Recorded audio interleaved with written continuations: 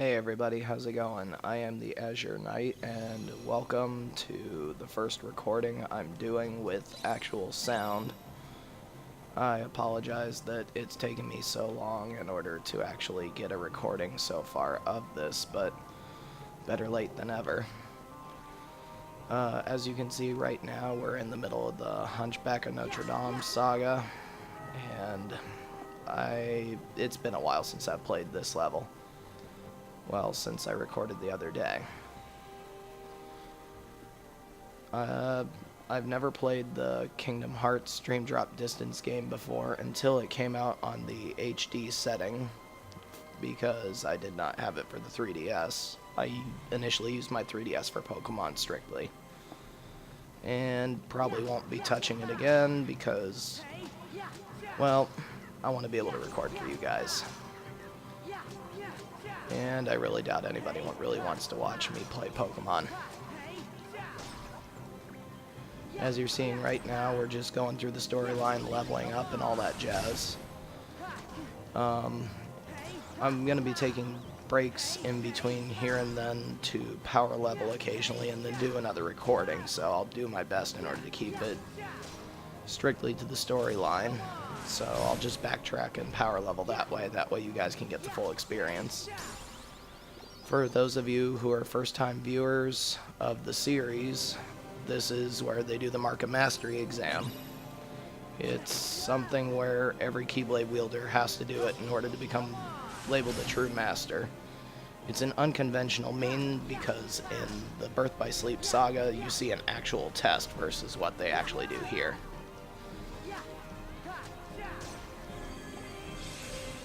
Essentially, the villain to the whole plot is Xehanort, and you've probably seen that if you played the Kingdom Hearts Birth by Sleep series as well as Kingdom Hearts 2, because Xehanort was referenced once or twice in Kingdom Hearts 2, but they often confuse Xehanort with Xemnas, where Xemnas is Xehanort's nobody.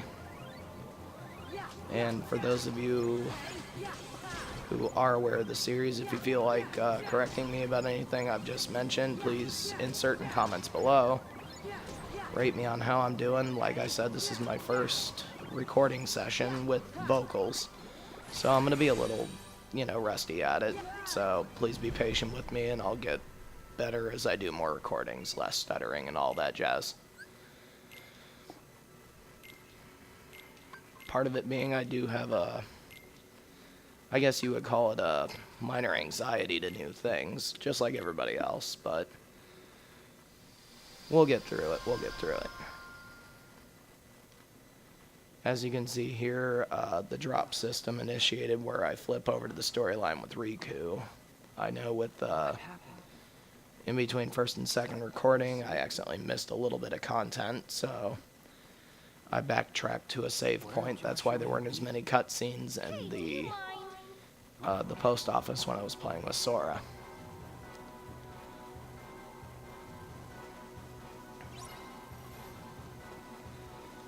And just warning everybody right now, I'm still fairly scrubbish when it comes to the new systems here, involving the Dream Gauge and all that. Still learning how to rotate between systems and stuff like that, even though I played through most of the game on one profile. I did a lot of things wrong before I learned how to get stuff right, just like anybody.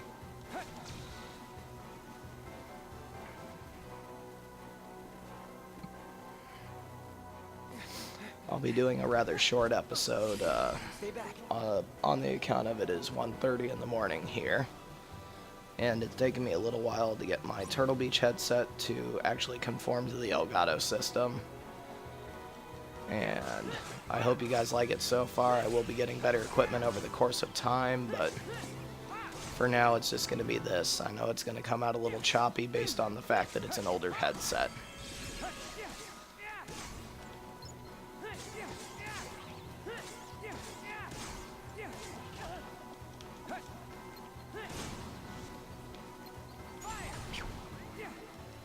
Yeah, for those of you who have probably seen so far, I deal strictly in melee damage. There are a lot of people who tend to do other varieties of combos and stuff like that, but for the most part, with most of the Kingdom Hearts games, I'm generally a hack and slash style of player. In Kingdom Hearts 2, I use strictly like reaction commands and melee, which that's the game I probably played the most of, with the exception of Birth by Sleep. I put in a lot of time on Kingdom Hearts 1, and, you know, when that game came out, it was the early 2000s. I didn't start playing Kingdom Hearts until around 2003, 2004-ish, essentially about a year and a half before Kingdom Hearts 2 came out. When Kingdom Hearts 2 came out, I played that an awful lot.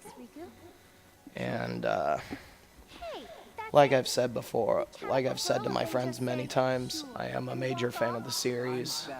Unfortunately, I have yet to have the pleasure to play some of the side stories to Kingdom Hearts, where you essentially play backstory involving Roxas or anything like that. And my PlayStation crashed when I was trying to play Kingdom Hearts Rechain of Memories. So I never got to finish that either. I will be doing a video on that somewhere down the road when Kingdom Hearts 1.5, 2.5 comes out. But I'm going to get as much of this hammered out as humanly possible before 1.5, 2.5 comes out. I'll be doing a segment on Birth by Sleep, which is my favorite game in the series. And if you guys have a favorite Kingdom Hearts game below, we can start a chat on it. No problem there. Just insert in comments below. I really like hearing from people, you know, opinions, how they like to play, or things they like about the series. I always start game conversations in public with just people I don't even know. If I'm at a game store, you know, it's going to be one of those things where we'll end up finding some common ground to talk on. It's a great way to socialize.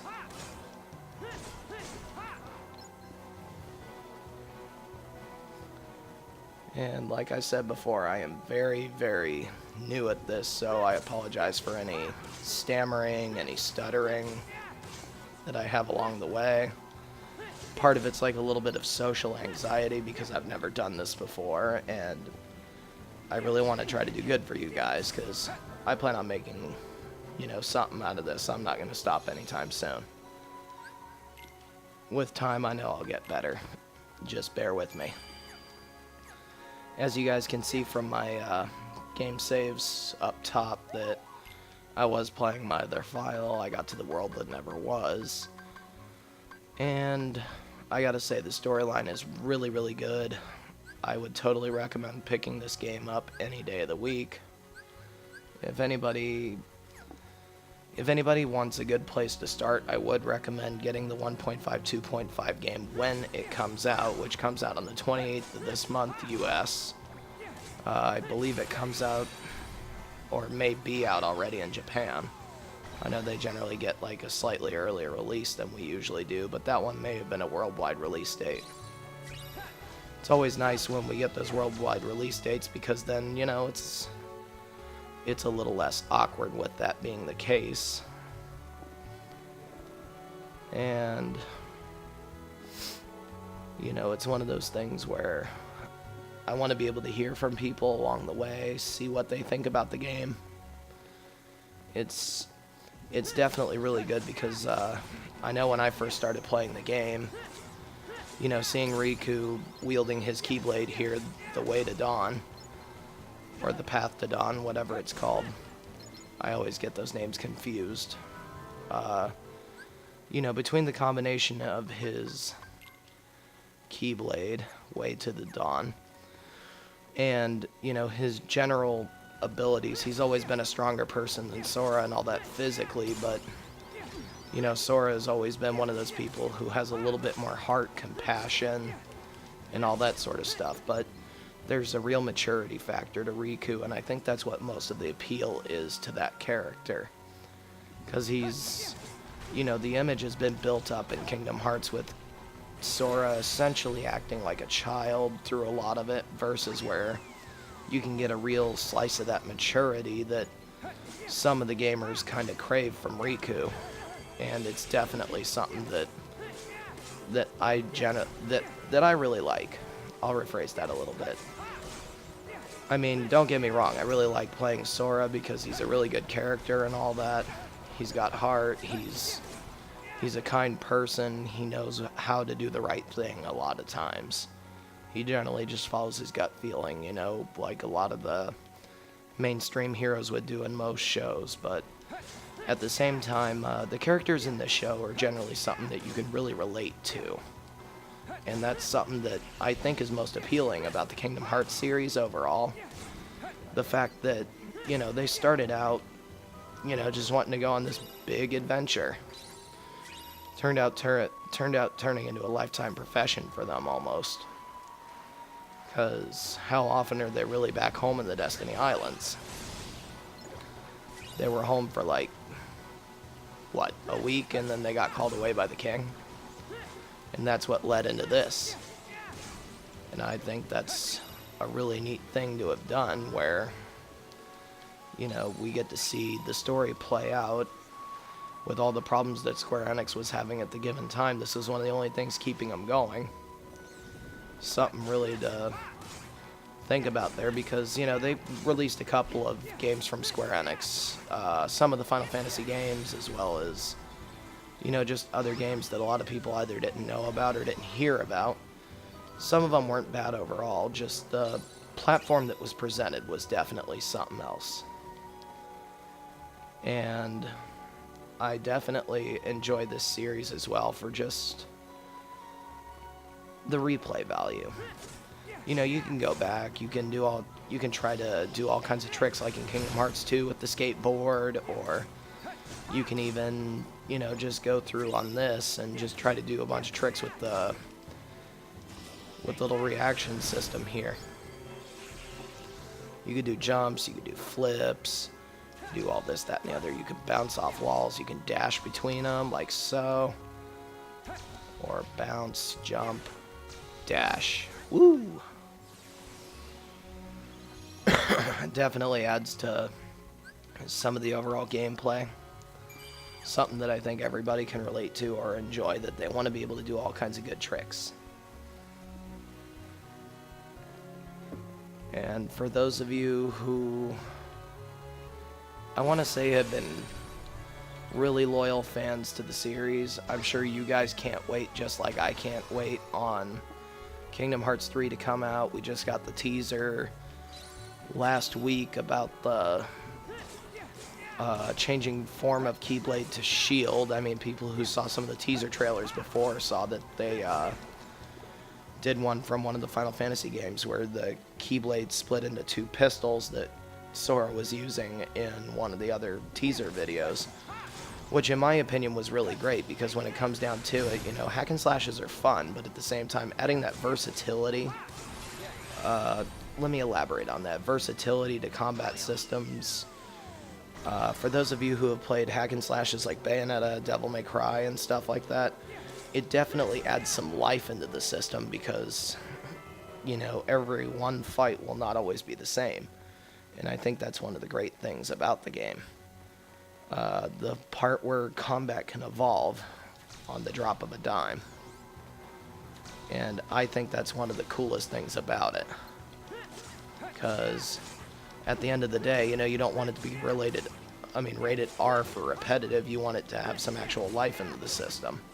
Part of the reason why I'm talking like this right now, because of the fact that, you know, it's a lot of the same hack and slash mentality to it.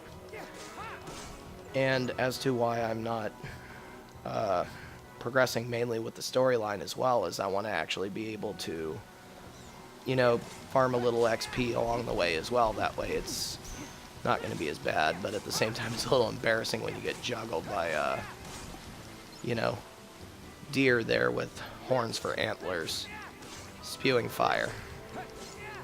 Yeah. Definitely makes it where you look kind of like a dunce if, you know, most people that would see that in real life, they'd kind of stop that mid-combo. They would get out of the way, but at the same time, this is also a button-mashing game. So, even if I had the ability to have a reaction to it, Which, if the reaction system was still in it, you know, it'd make it to where you're slightly bulletproof. I think that's one of the reasons why a lot of people like Kingdom Hearts 2.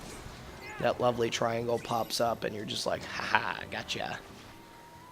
But you don't always get that luxury with this one. But overall, it's still a very, very lovable game. And honestly, I think they should keep making the games, at least until they, you know, at least until they stop being good. I know they talked at one time where they wanted to make more games past the Secret of Darkness saga. Basically, once they get through with Xehanort, they wanted to make more games, which would be great and all, but at the same time, you'd have to either introduce new characters, or you would essentially have to, you know, continue the storyline, find a way to continue the storyline, because there's only so much you can do with these characters. You know, they mature to a certain degree, and then, well, that's it. And, you know, that's one of the things that, you know, you think about it, you don't want the story to end to a certain degree, but at the same time, you know, sometimes you want to see something new, and I can see that. And this right here is the ability link screen. Ability links are essentially where you use some of the points that they gather throughout the course of the game. You unlock new abilities as well as all kinds of other amazing things. Sometimes they're abilities that, you know, get added to you, and yeah, I'm going to want to save for Zero Gravira there. Let's see, change party. I know I created another and forgot to add it to my essential party here, but actually let's ability link for, yeah, boing boing there. 142, let's grab a cure spell, because cure is amazing. Definitely something you want throughout the game. Magic haste, always a must. That way you keep up with your spell casting. Then item boosts are great, but at the same time you kind of want to, well, you're going to want to kind of save your points for Kira there. That's what you're going to want to do. But now that I unlocked some new abilities, what you can do is, once you unlock these initial abilities, you can go over to your command deck like so and add them, which definitely a great thing about the game, because cure spells are definitely a good thing. Not as big a fan on sliding dash, but quick blitz is a bit better. I like a bit more direct contact. And like I said before, I'd love to hear some opinions based on how you guys like to play as well, because that's definitely something that is something else. I know early game everybody's forced to play mostly melee, but as you unlock abilities along the way, it's definitely something good. I know with, what was it, the first Kingdom Hearts game, I had a friend who did essentially spellcasting. Got really mad at Kingdom Hearts 2, where they added a magic bar that actually depleted and then had that recharge rate. Kind of affected how that person liked to play, but their favorite form was Wisdom, which I understand. The spellcasting was a lot more fun in that game because it spellcasting had more depth as the game evolved.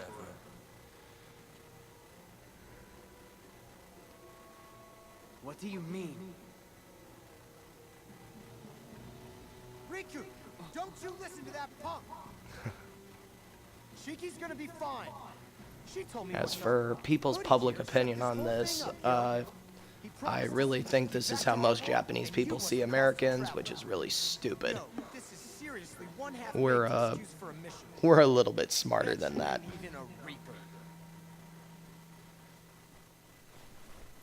Although I gotta say, what do you people think about the plot of the game as well? Who are you?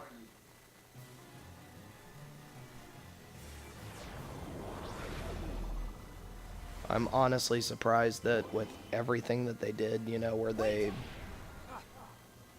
wanted to have characters play into their hands like that. I'm really sorry.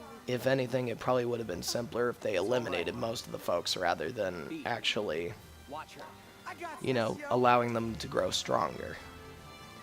I think that's one major flaw that most games have, versus where I can see where they keep them alive to do certain tasks, but many a time, you know, you see people really just be really dumb about how they keep their nemesis alive. It's almost like something out of a James Bond movie.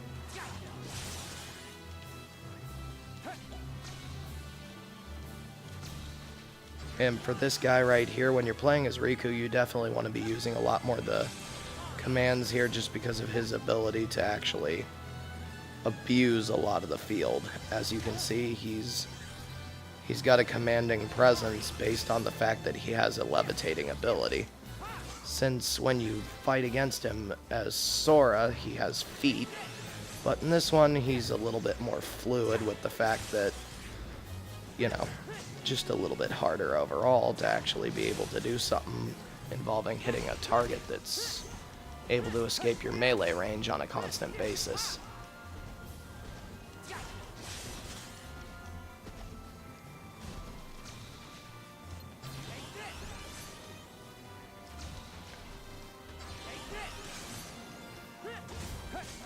Yeah, I'm not gonna let you hit me with a tree.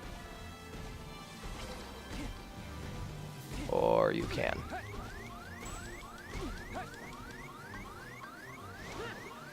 Oops, wrong button. Don't I look like a complete noob?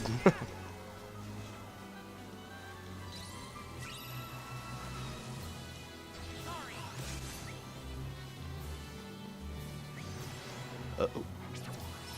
There we go. I forgot I even had this ability. Na-na-na-na-na-na-na-na, Batman! Na-na, Batman!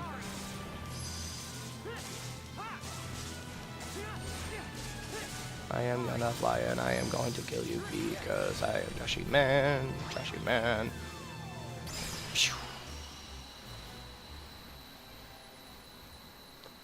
Feel free to ridicule me in the comments section below, because I've completely spaced on the fact that I have my Dream Link abilities.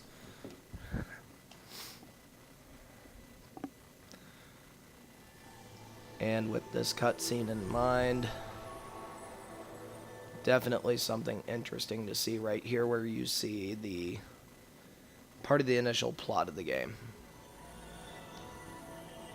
I'll try to do my best to refrain from commentary while the cutscenes are going on, so people who haven't played the game actually have a chance to listen to some of the vocals. What are we seeing? This is so messed up, man. She's right here in front of me, and I can't reach her.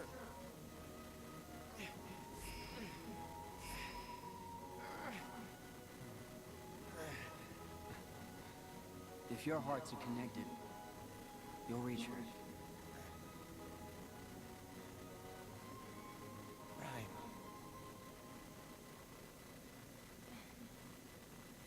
Neku. Sora.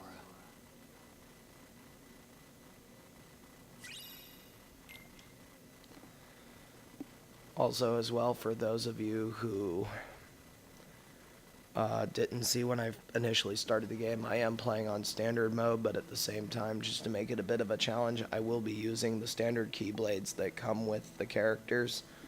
I will not be rotating out on them.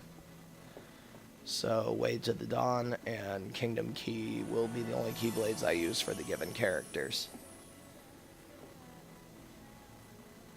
In their world, something happened that brought their existence to an end. To keep them from fading altogether, I gathered up the very last remnants of their dreams and looked for a place to give them refuge. It was then this world appeared to answer my call, and Rhyme's dreams allowed us to reach it. Here, I thought they might have a chance, that the pieces of their dreams could make them whole again.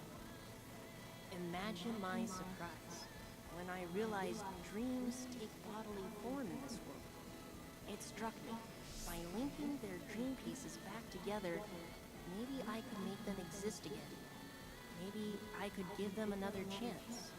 It can't be that simple. Well, why can't we? By ourselves, we're no one. It's when other people look at us and see someone. That's the moment we each start to exist. All they needed was for someone to see them, connect with them. And the two of you were a big part of making it happen. Joshua, just who are you?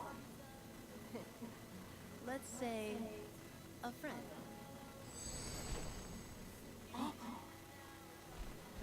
First time I saw this, I did not see that coming.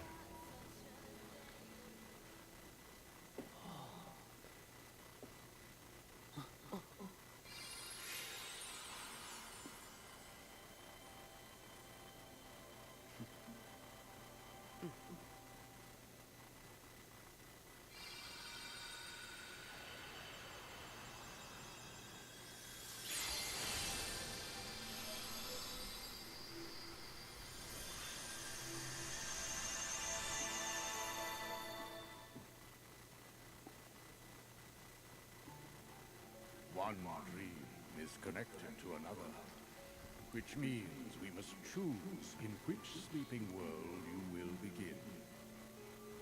I will return you to the Destiny Islands just before they were swallowed by the darkness and plunged into sleep. Once dreams take you, you must let them guide you to the sleeping worlds. As there are 7 pure lights, there are 7 sleeping keyholes. Unlocking these will both grant you new powers and free the worlds from their weightlessness. Complete this task. New powers part I call BS. The only things that really happened were initial level up pattern, which, you know, they didn't unlock any new abilities by hitting those keys.